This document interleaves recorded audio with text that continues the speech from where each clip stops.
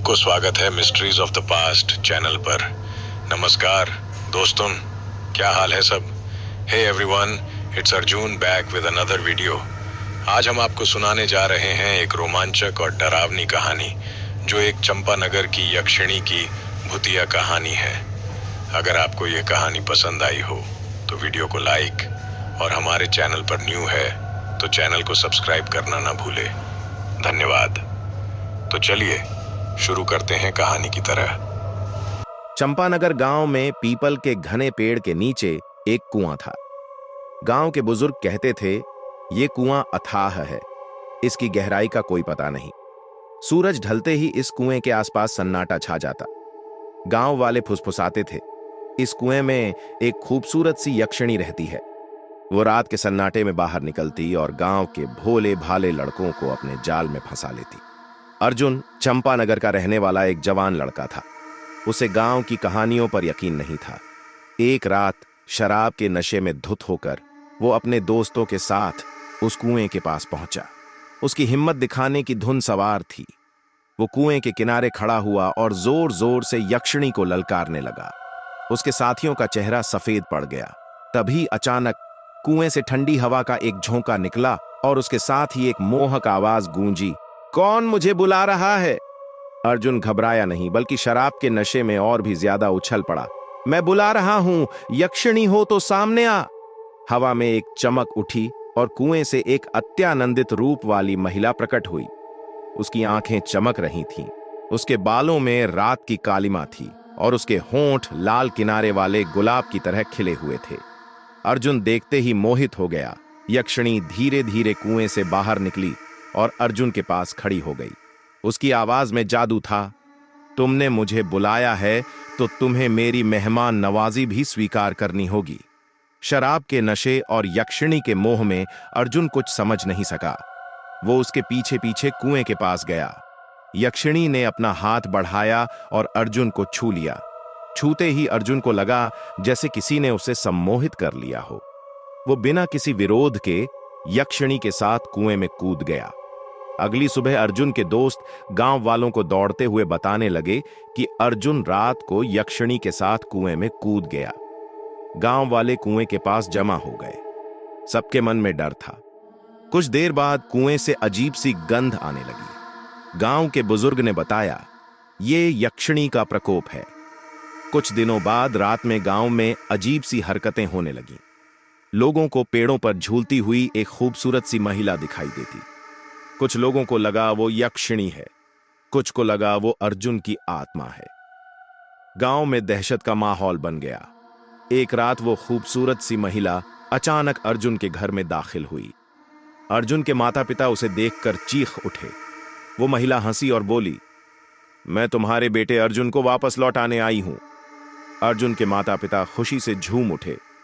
वो उसे घर ले आए, लेकिन कुछ देर बाद ही वो समझ गए कि ये उनकी बहू नहीं, बल्कि यक्षिणी है। अर्जुन पहले से कमजोर और बीमार दिख रहा था। उसकी आंखों में कोई चेतना नहीं थी। वो यक्षिणी की हर बात मानता था। गांव के तांत्रिक को बुलाया गया। तांत्रिक ने बताया कि यक्षिणी अर्जुन की आत्मा को धीरे धीरे खा रही है। उसे बचाना बहुत मुश्किल है, लेकिन एक उपाय है। पूर्णिमा की रात को यक्षिणी को तंत्र मंत्रों से बांधा जाएगा और फिर अर्जुन के शरीर से उसका प्रभाव कमजोर किया जाएगा। इस प्रक्रिया में अर्जुन को बहुत कष्ट होगा और यक्षिणी भी अपना पूरा जोर लगाएगी उस बंधन से छूटने के लिए। गांव वालों ने तांत्रिक की बात मानी। पूर्णिमा की रात आई। गांव के बीच एक चक्र बनाया गया और उसके बीच में अर्जुन को लिटा दिया गया। तांत्रिक ने मंत्रों का जाप शुरू किया। वातावरण भयानक हो गया। हवा में जोरदार झोंके चलने लगे और बिजली कड़कने लगी। यक्षिणी अर्जुन के शरीर से बाहर निकलने लगी और एक भयानक राक्षसी रूप धारण कर लिया। उसके दांत एहल निकल आए और उसकी आंखें खून की तरह लाल हो गईं। तांत्रिक ने डरे बिना मंत्रों का जाप और तेज कर दिया। गांव वाले मंत्रों को दोहराते हुए यज्ञ की अग्नि में आहुतियां डाल रहे थे। अर्जुन चीख रहा था। यक्षिणी उसका गला घोंट रही थी। वो तांत्रिक को मारना चाहती थी। पूरी रात भयंकर युद्ध चला। सुबह होने से कुछ देर पहले यक्षिणी कमजोर पड़ने लगी। तांत्रिक ने एक मौका देखा और उसने यक्षिणी को बांधने का मंत्र पूरा कर लिया। यक्षिणी एक जोर की चीख के साथ गायब हो गई। अर्जुन बेहोश था। तांत्रिक ने उसका इलाज किया। कई दिनों बाद अर्जुन होश में आया। वो कमजोर था लेकिन जीवित था। यक्षिणी के जाने के बाद गांव में शांति छा गई। लेकिन कहानी यहीं खत्म नहीं होती। कुछ साल बाद गांव के पास के जंगल में एक खूबसूरत सी महिला घायल अवस्था में मिली। गांव वालों ने उसे पहचाना। वो वही यक्षिणी थी। किसी अज्ञात शक्ति ने उसका बंधन तोड़ दिया था। अर्जुन को जब यह खबर मिली तो वो सहम गया। वो जानता था कि यक्षिणी अब बदला लेने के लिए आएगी। वो तांत्रिक के पास गया। तांत्रिक ने बताया कि यक्षिणी अब कमजोर है। इस बार उसे हमेशा के लिए खत्म किया जा सकता है, लेकिन इसके लिए एक खास अनुष्ठान करना होगा। अर्जुन ने अपनी जान पर खेलने का फैसला किया। उसने तांत्रिक के साथ मिलकर यक्षिणी को खत्म करने का अनुष्ठान शुरू किया। यह अनुष्ठान बेहद खतरनाक था। अगर वो असफल होते तो यक्षिणी और भी ज्यादा ताकतवर बन जाती। अनुष्ठान के दौरान यक्षिणी ने उन्हें रोकने की बहुत कोशिश की। उसने भयानक रूप धारण किए। उसने गांव को तबाह करने की धमकियां दी। उसने अर्जुन को मोह माया में डालने की कोशिश की। लेकिन इस बार अर्जुन दृढ़ था। वो जानता था कि यक्षिणी को खत्म करना ही गांव की रक्षा करने का रास्ता है। अंत में अर्जुन और तांत्रिक सफल हुए। यक्षिणी हमेशा के लिए खत्म हो गई। गांव वालों ने राहत की सांस ली। अर्जुन यक्षिणी के चंगुल से तो बच गया था, लेकिन इस घटना ने उसे हमेशा के लिए बदल दिया था। वो अब गांव का रक्षक बन गया था। वो गांव वालों को यक्षिणी जैसी बुरी शक्तियों से बचाने का वचन ले चुका था। हालांकि गांव में कभी कभी रात को, खासकर पूर्णिमा की रात को, हवा में एक खूबसूरत सी महिला की गुनगुनाहट सुनाई देती है। कुछ बूढ़े दावा करते हैं वो यक्षिणी की आत्मा है जो कभी शांत नहीं पाएगी। वहीं अर्जुन अब बूढ़ा हो चुका है। उसके बाल सफेद हो गए हैं और चेहरे पर झुर्रियां पड़ गई हैं, लेकिन उसकी आंखों में अभी भी एक चमक है। वह हर रात पीपल के पेड़ के नीचे उसी कुएं के पास बैठता है। गांव वाले समझ नहीं पाते कि वह वहां क्यों जाता है।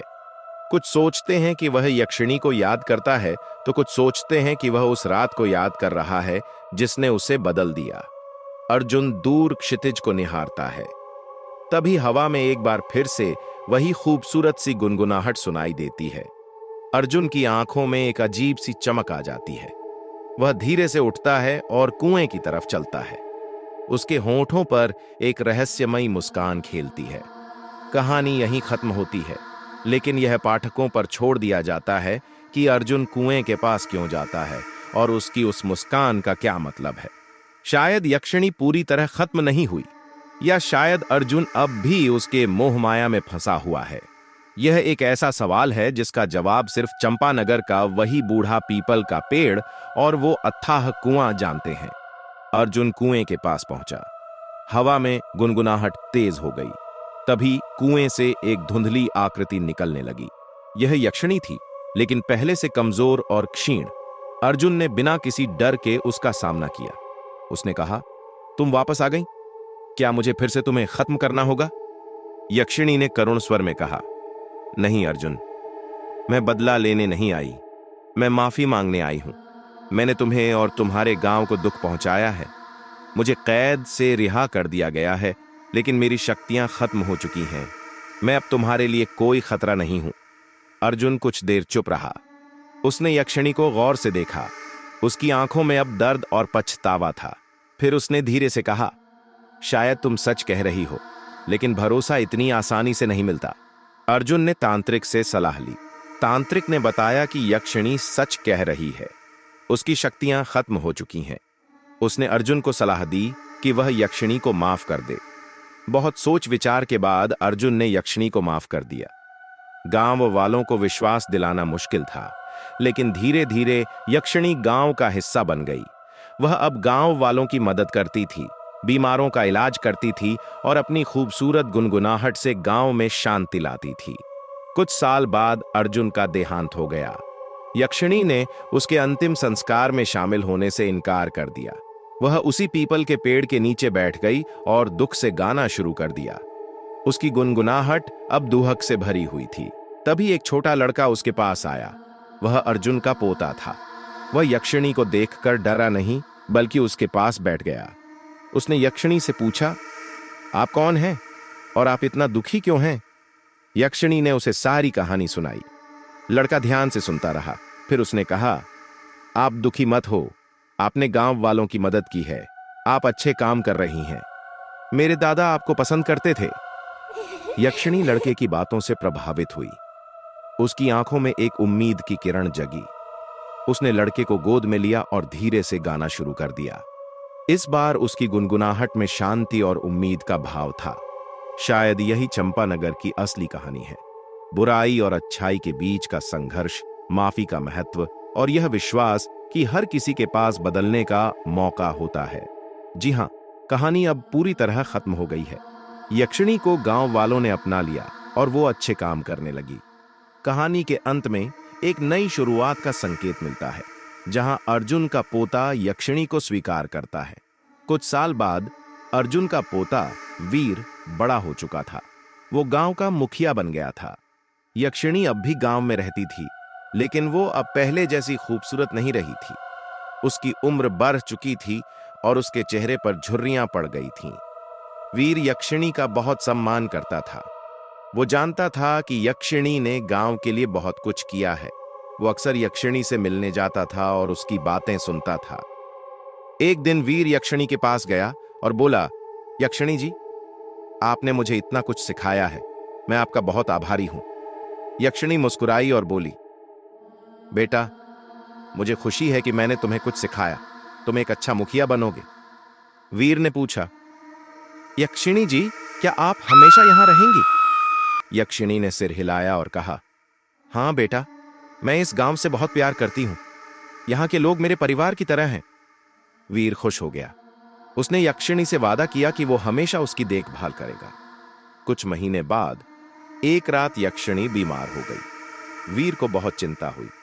उसने तुरंत गांव के डॉक्टर को बुलाया। डॉक्टर ने यक्षिणी को जांचा और बताया कि वो बहुत कमजोर है। वीर यक्षिणी के बिस्तर के पास बैठा रहा। यक्षिणी ने धीरे से कहा, बेटा, डरो मत, मैं अब ज्यादा देर तक नहीं रहूंगी। वीर रोने लगा। उसने कहा, नहीं यक्षिणी जी, आप ऐसा मत कहिए, मैं आपको नहीं जाने दूंगा। यक्षिणी ने वीर का हाथ पकड़ा और कहा, बेटा, मेरा समय पूरा हो चुका है, अब मुझे जाना होगा। वीर ने यक्षिणी को गले लगा लिया और रोते हुए कहा, मैं आपको बहुत याद करूंगा। अगली सुबह यक्षिणी हमेशा के लिए सो गई। गांव वालों ने यक्षिणी का अंतिम संस्कार किया। वीर ने यक्षिणी की याद में एक मंदिर बनवाया। आज भी लोग उस मंदिर में जाकर यक्षिणी की पूजा करते हैं। कहानी का सार, चंपानगर की यक्षिणी की कहानी बुराई और अच्छाई के बीच के संघर्ष, माफी के महत्व और बदलाव की संभावना के बारे में है। यह कहानी हमें सिखाती है कि हर किसी में अच्छाई होती है, चाहे वो कितना ही बुरा क्यों न दिखे। यह कहानी यहां समाप्त होती है, लेकिन यह पाठकों पर छोड़ दिया जाता है कि वे इस कहानी से क्या सीख लेते हैं। को यह कहानी पसंद आई हो तो वीडियो को लाइक और हमारे चैनल पर नया है तो चैनल को सब्सक्राइब करना ना भूले और कमेंट सेक्शन में हमें बताएं कि अगली कहानी किस बारे में सुनना चाहते हैं। धन्यवाद।